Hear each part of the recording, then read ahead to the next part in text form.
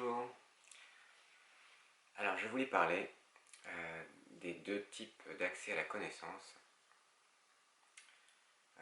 L'un qui serait du coup, on pourrait dire masculin, tandis que l'autre serait donc du coup féminin. Je vais essayer de m'expliquer à travers l'étude des deux éléments que sont l'eau et le feu. Traditionnellement, symboliquement, les symboles graphiques qui représentaient l'eau et le feu, c'était deux triangles comme ça. Vous avez le feu, qui est le triangle vers le ciel, comme ça, et l'eau, triangle vers la terre. On les voit représentés ici. Et donc, la réunion de ces deux triangles, eh ben, ça faisait la fameuse étoile de David. Ces deux triangles mis ensemble font une étoile à 6 branches, en fait. Et donc, c'est un symbole qu'on retrouve dans plein de cultures, à plein d'endroits. Si je devais faire une liste, j'aurais pas fini. Mais finalement, ce sont des symboles qu'on a tous rencontrés. Mais je trouve que c'est intéressant de regarder ces deux triangles. Un triangle yang, un triangle yin. Parce que finalement, pour moi, c'est la meilleure représentation qui nous amène vers la compréhension de qu'est-ce que c'est que ces deux accès à la connaissance. Il y a un accès, du coup, qu'on pourrait appeler du coup masculin, donc yang, donc qui serait relié au feu. Et ce triangle vers le haut nous fait penser un peu à une pyramide. Et donc, ça nous renvoie un peu à tous nos systèmes de connaissances qui sont pyramidales, justement, avec le fait de gravir petit à petit des marches pour arriver au sommet de la pyramide. Et donc au début, on doit apprendre, et puis gravir les échelons, vous voyez, hein, c'est un peu comme ça qu'on fonctionne hein, dans nos sociétés. On a beaucoup de choses à apprendre pour se retrouver, plus on en sait, plus on est au sommet de la pyramide. Donc c'est un fonctionnement très yang. Personne ne serait étonné de constater qu'on vit dans des sociétés très yang, très masculines. C'est aussi par finalement expression de ce feu-là. En fait, on exprime beaucoup le feu. Mais je trouve qu'il est intéressant de considérer qu'on peut accéder à la connaissance aussi de manière yin, avec l'élément eau. Et comment on peut bien faire pour accéder à la connaissance de manière yin? Eh bien du coup, il faut renverser cette pyramide. Tac. Et du coup, à quoi elle ressemble cette pyramide-là? Elle ressemble à un entonnoir. Et si vous placez cet entonnoir sur votre tête, là comme ça, eh bien, hop, toute la connaissance arrive directement en vous, de manière, on va dire, plutôt induite, plutôt que... On pourrait dire que l'accès à la connaissance yang, c'est un peu de la déduction. On observe tout ce qui est en lumière, tout ce qu'on voit, et on déduit. C'est un peu comme ça que fonctionne l'intelligence analytique de l'être humain. On observe comment fonctionnent les choses autour de nous, comment fonctionne le monde matériel, et on en déduit la meilleure attitude à avoir pour faire preuve du coup d'une grande adaptation. C'est la force de l'homme, sa puissance d'adaptation. Parce qu'il est capable, avec son esprit analytique, de déduire de manière très intelligente quelle serait la meilleure façon de fonctionner pour être efficace dans la matière. Ça, c'est le côté yang, le côté feu. Le côté yin, lui, l'eau, c'est être dans un état d'ouverture et de réception. Et donc faire preuve d'intuition. Et contacter finalement cette part de nous qui sait tout en fait. C'est ça qui est difficile à saisir pour essayer de développer son côté yin, pour essayer de développer son accès à la connaissance intuitive. C'est que pour ça, il faut avoir conscience qu'une partie de nous est omnisciente. Une partie de nous sait déjà tout.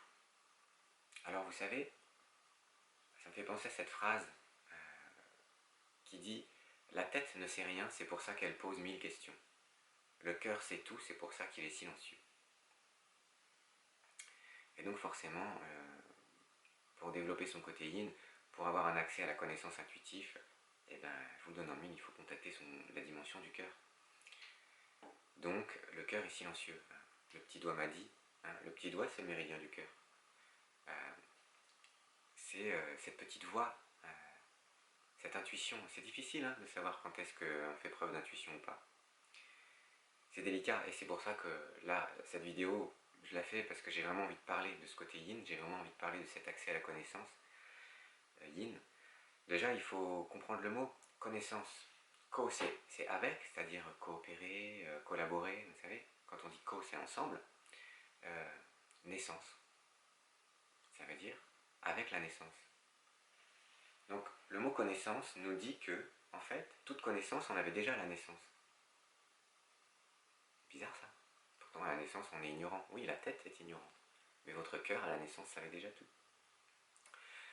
Et en fait, c'est ça qui nous précise, ce que je disais tout à l'heure, c'est que quelque part, pour pouvoir développer son intuition, il faut accepter la croyance, il faut accepter l'idée qu'une part de nous est omnisciente et qu'en fait, à la naissance, on savait déjà tout. C'est facile en fait à accepter si on... Par exemple, j'en parle dans des vidéos avant, où je parlais par exemple de la théorie du Taiji, où je disais que tout venait de l'unité et tout retourne à l'unité.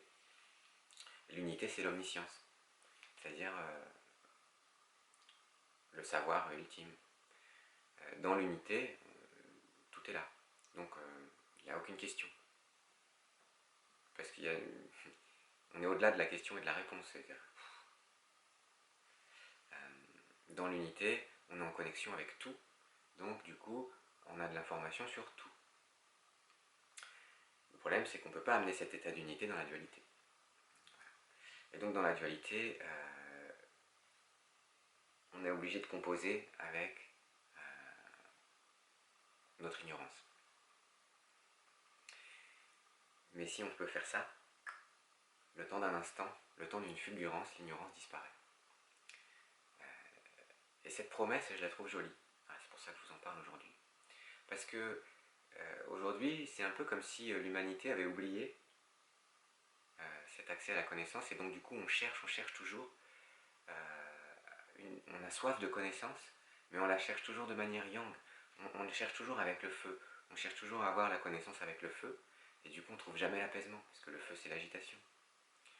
Et puis, on est dans des sociétés aujourd'hui où tout le monde commence à comprendre que c'est une erreur d'avoir fondé toutes ces civilisations sur le patriarcat, sur la domination du masculin. Collectivement, on commence à comprendre ça. Mais si on comprend aussi que la société, collectivement, renvoie ce que individuellement nous sommes. C'est-à-dire qu'en fait, vous savez, on dit « soyez le changement que vous voulez voir dans le monde ». Donc, si individuellement, on ne fait pas la démarche de développer notre côté yin, notre côté haut, et donc notre accès à la connaissance qui serait intuitif, si on ne fait pas cette démarche personnelle, on ne peut pas imaginer qu'elle puisse un jour être effective dans le collectif, puisque le collectif est une somme d'individualité. Donc pour changer les choses, il faut changer soi-même, même si ça a l'air insignifiant. Et donc, posez-vous la question, posons-nous la question,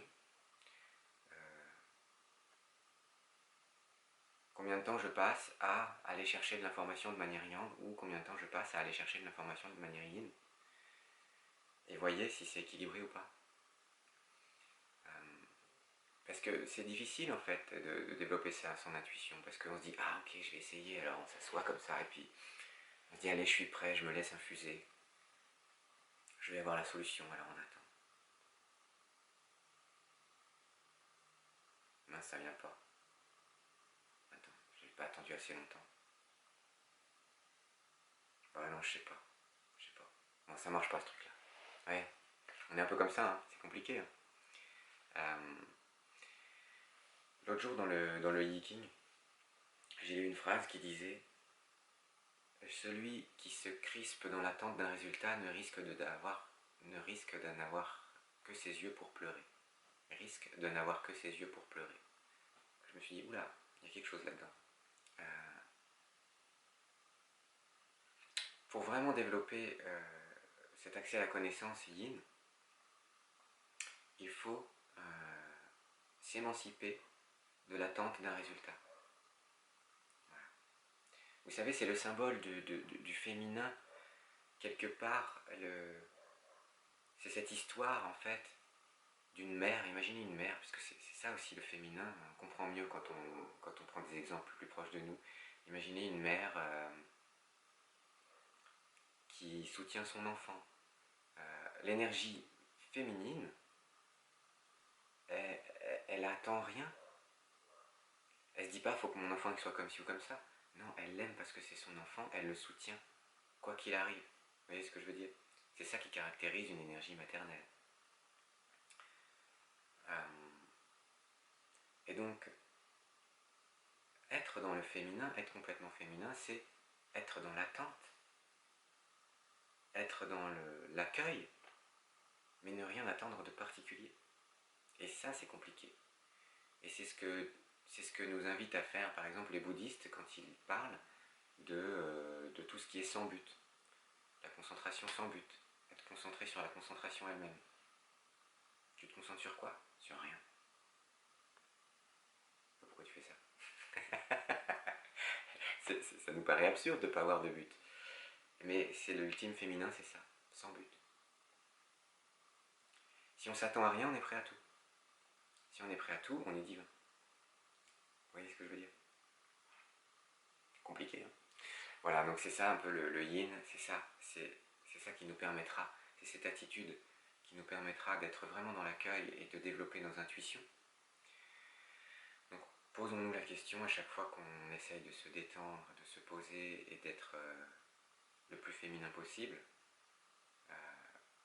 Posons-nous la question, est-ce que je suis vraiment sans but? Est-ce que je suis vraiment dans une ouverture totale?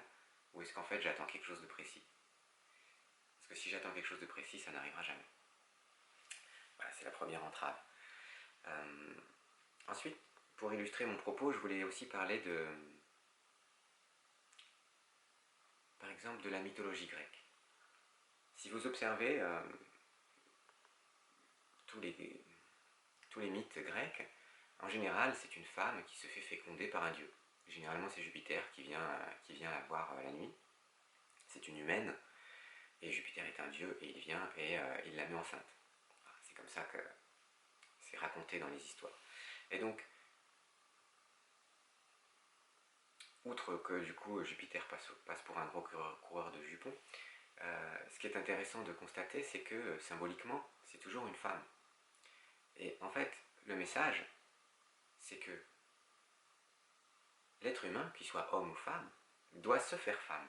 C'est ça le message symbolique, c'est-à-dire qu'on doit être dans cet état de réception. Et là, l'information divine peut arriver et féconder, c'est-à-dire donner naissance à quelque chose de nouveau, à un être nouveau. Donc, depuis tout temps, dans la mythologie, déjà, on nous engageait, on nous encourageait à finalement cultiver le féminin en nous pour pouvoir être fécondé par l'esprit. Voilà, si on comprend ça de manière symbolique, d'un coup, ça nous encourage et on voit que c'est pas quelque chose de nouveau. Dans le salut taoïste, hein, on met le yin, la lune, on met par-dessus le yang. Hein, on présente le yin. D'accord? Parce que, quelque part, bien sûr, en fait, on veut l'équilibre entre le yin et le yang. Mais on sait que le premier réflexe, c'est d'être yang. Et hop, tout de suite, on essaye bien de mettre du yin. Voilà, notre souci, là où on met vraiment toute notre attention, c'est sur le yin. Vous voyez, donc finalement, toutes ces cultures et tout ça est bien plus féminin que ce qu'on imagine. Le but ultime étant d'allier les deux. Hein. Le feu, l'eau, on les allie. On a cette belle étoile à 6 branches. Hein, et cet équilibre. Le but, c'est pas de se dire, ah, j'ai compris, j'arrête avec le côté yang et maintenant je vais chercher mon info, que je vais être que intuitif. Moi, ma vie, c'est l'intuition. Non, c'est stupide, on peut pas être que intuitif. passer pour un gros taré en plus si vous êtes que intuitif. Personne ne va vous faire confiance. Par contre, si vous n'êtes pas du tout intuitif, vous ne vous ferez pas confiance. Et si vous ne vous faites pas confiance, vous n'arriverez à rien dans la vie. Mais il faut les deux. Il faut les deux. Il faut un bel équilibre entre l'eau et le feu. Et donc il faut développer ces deux accès à la connaissance. Mais si vous n'êtes pas bon à l'école par exemple, si pour vous amasser des connaissances dans des livres, à bout d'un moment vous n'en pouvez plus, vous trouvez que ça rime à rien, et ben c'est peut-être parce qu'une part de vous veut vraiment développer son intuition, et donc allez-y, faites-le. Mais les deux sont bien, les deux sont importants. Voilà. Il faut apprendre, déduire, interagir avec le monde extérieur, faire marcher sa logique, faire marcher son esprit analytique, et en même temps, il faut pouvoir l'éteindre et faire preuve d'intuition, de présence dans l'instant, de faire les choses de manière évidente, sans trop réfléchir aussi quand la vie nous demande d'être instinctif et réactif, et de lâcher un peu notre esprit analytique qui est des fois très encombrant. Voilà. Donc tout a ses bons et ses mauvais côtés, et le fait de bien cerner finalement ces deux choses-là, je pense, nous aide à se placer et à travailler ces deux notions de manière la plus équilibrée possible. Merci pour votre écoute. Bonne analyse et bonne intuition. Je vous souhaite une bonne pratique et à bientôt.